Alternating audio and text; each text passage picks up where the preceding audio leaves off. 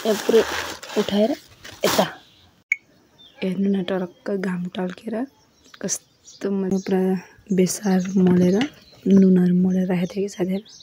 ल हेर्नु साथीहरू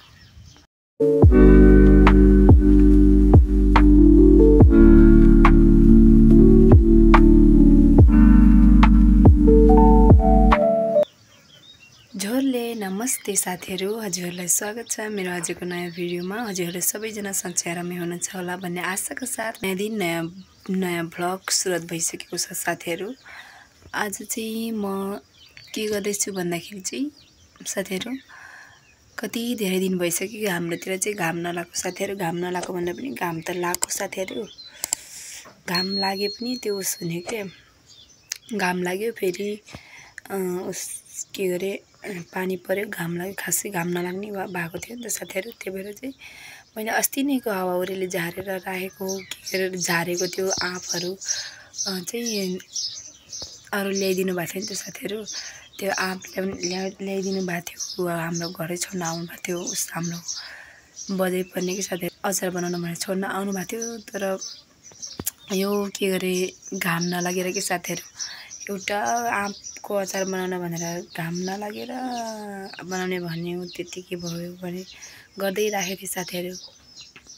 घाममा सुकाएर बनाउने भनेर अलिक घाममा सुकाएर बनाउँदाखेरि चाहिँ मिठो हुन्छ भनेर कि साथीहरू त्यतिकै राखेको थिएँ साथीहरू। पाक्यो भन्नाले कुहिना लाएर यस्तो भइसकेको थियो कि साथीहरू। त्यही भएर चाहिँ आज त म आज पनि बिहान पानी परिरहेको थियो साथीहरू।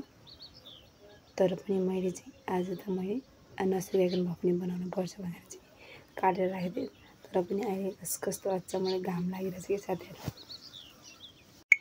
हेर्नु न टरक्क घाम टल्केर कस्तो मजाले घाम लागिरहेछ। अब चाहिँ म सुकाउनु पर्ने हुन्छ। यो आँप चाहिँ म पुरा बेसार मोलेर नुनहरू मोलेर राखेको थिएँ कि साथीहरू।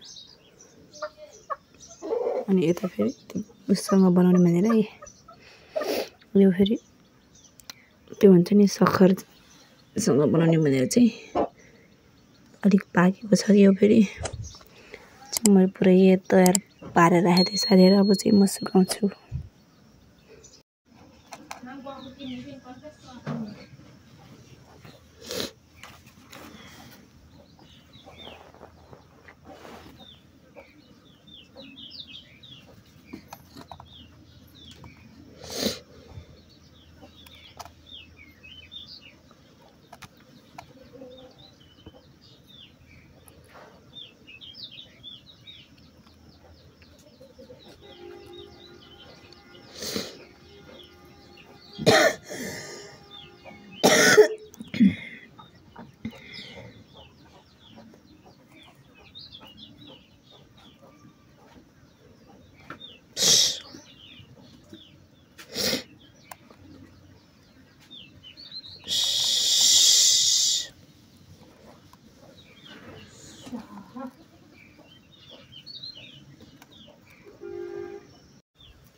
ल अब यो चाहिँ मैले भ्याइ सुकाउँछु। यो सक्खरसँग बनाउने चाहिँ सुकाउनु पर्यो। ल साथीहरू दुई सुब्बो भयो ठ्याक्क। यो चाहिँ बर्खाको लागि हो क्या। गाभा अनि फर्सीको मुन्टाहरू खानुपर्छ नि त साथीहरू। त्यतिखेरलाई एकदम मिठो हुन्छ साथीहरू। यता हेर्नु न, यता मेरो पछाडि चाहिँ मैले सुकाएको छु सर्लक्कै। नजिकबाट देखाउँछ है। ल हेर्नु साथीहरू एउटा खुर्सानी एक ठाउँमा भेली उससँग बनाउने सक्खरसँग भेलीसँग अनि एउटा दुईटा फेरि त्यो बर्खाको लागि यत्तिकै उसमा बनाउने साथीहरू। त्यो मात्रै छैन कि मेरो काम कति धेरै छ काम। हेर्नु न फेरि यता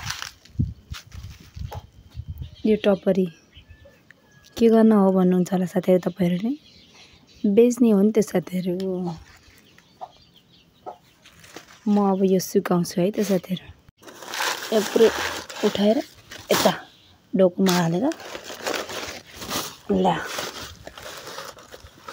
लाने हो क्या।